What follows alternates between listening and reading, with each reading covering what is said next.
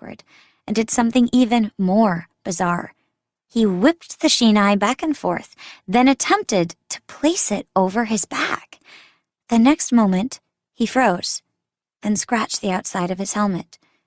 Now, Sugaha was really worried. "Are you sure that blow to your head didn't—" No, it's an old habit."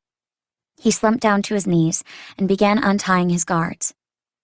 They left the dojo together and headed for the wash station outside the house, splashing water onto their faces to rinse away the sweat. The duel's transition from good fun to deadly serious had left them both feeling plenty warm. "You really caught me by surprise back there. When did you get to practice like that?" "Well, my step is good, but the attack still isn't up to snuff. It's a lot harder to recreate those sword skills without system assistance," he muttered cryptically. "Still, that was a lot of fun. Maybe I should pick up kendo again." Really? Really? Sugaha hadn't meant for it to sound that excited. She could tell her face had lost its composure. "Can you teach me, Sugu?" Of course, let's do kendo again." "Once I put more muscle back on." Kazuto ruffled her hair, and she grinned. Just the thought of them having practiced together again nearly brought her to tears with joy. Hey, big brother, guess what?" Sugaha didn't know why he had suddenly decided to pick up kendo again, but in her excitement, she was about to reveal her new hobby to him, but abruptly thought better of it and clammed up. "What?" Never mind. It's still a secret." "Whatever, weirdo." They walked in the back door of the house, drying their heads off with large towels. Their mother, Midori, always slept until noonish, so breakfast was usually Sugaha's job, though Kazuto helped alternate now. "I'm gonna hop in the shower. What are you up to today?" "Oh, I'm going to the hospital." Huh? She'd asked the question without thinking, and now Sugaha's buoyant spirits returned to earth a bit. "Oh, right. You're going to see her." "Yep, it's the only thing I can do." It was about a month ago that Kazuto had told her he'd found his beloved in that other world. They'd been sitting against the wall, side by side in his room, holding coffee mugs as he told the story in bits and pieces. In the past, Sugaha would never have believed you could fall in love with someone in a virtual world. But now, she felt like she understood. What really struck her was the faint glimpse of tears she saw welling in his eyes as he spoke. They'd been together until the very final moment, Kazuto said. They were supposed to return to the real world hand in hand. But only he came back. She was still sleeping. No one could explain what had happened to her, what was still happening to her. He had visited her in the hospital for 3 straight days. Sugaha had tried to imagine Kazuto sitting at the bedside of his lover, holding her hand, silently calling her name, as she had done to him. Every time she did, she was struck with an indescribable emotion. It was a sharp twinge, striking deep in her heart. Her breathing grew painful. It made her want to hold herself and fall to the floor. She wanted Kazuto to have a smile on his face forever. He was so changed after his return, so much brighter, that he might as well have been a different person. He talked to Sugaha easily. He was shockingly kind, and he didn't seem to be forcing himself to do it. It was as though they were back to their childhood ways. That was why seeing tears in his eyes was so painful to her, she told herself. But I already know. Sugaha knew that when he hid his eyes while talking about her, the pain that welled in her chest came from another, secret emotion.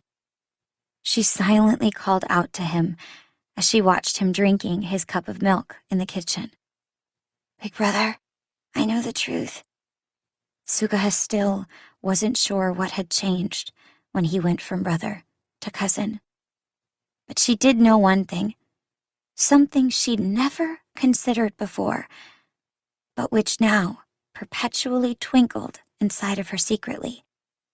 It was the fact that maybe, just maybe, she was allowed to fall in love with her brother. I took a quick shower, changed, and left the house on the mountain bike I'd bought a month ago. I pedaled slowly and easily to the south. It was a 9-mile trip to my destination, which was a long way to ride on a bike, but it made for good muscle-building rehabilitation. I was heading for the city of Tokorozawa in Saitama Prefecture, a state-of-the-art general hospital on the outskirts of town. In a room on the top floor, she was quietly sleeping. 2 months earlier, I'd ended the game of death that was Sword Art Online by defeating its final boss, Heathcliff the Paladin, on the 75th floor of the floating castle Einkrad. Just after that, I awoke in an unfamiliar hospital room and realized that I'd returned to reality.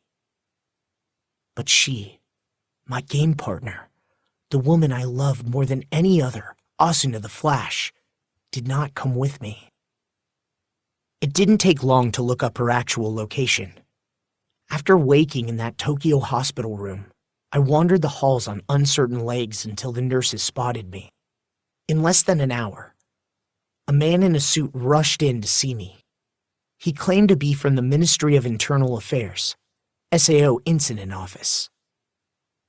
That imposing-sounding organization had been formed soon after the SAO incident began, but in those 2 years, they'd been able to accomplish very little. I couldn't blame them.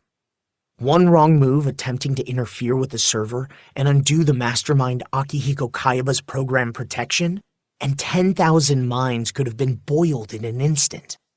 No one man could shoulder the responsibility to make that choice. What they could do, however, was arrange for the victims to be taken to adequate hospitals, in itself a remarkable accomplishment of coordination, and monitor what little player data was available to the outside world. Somehow, they knew my level, my coordinates, and even that I was high up among the clearers who were responsible for advancing progress in the game. Which was apparently why, when players held captives suddenly began waking up one day last November, they rushed to my hospital room to ask me what had happened. I'd given the man in the black-rimmed glasses my conditions. I would tell him everything I knew. In return, he would tell me what I wanted to know. What I wanted was Asuna's location, naturally. After a few minutes of frantic phone calls, the man came back, clearly unnerved. Asuna Yuki is being held at a medical facility in Tokorozawa, but she hasn't awakened like the others. In fact, there are still 300 victims around the country who haven't come back yet.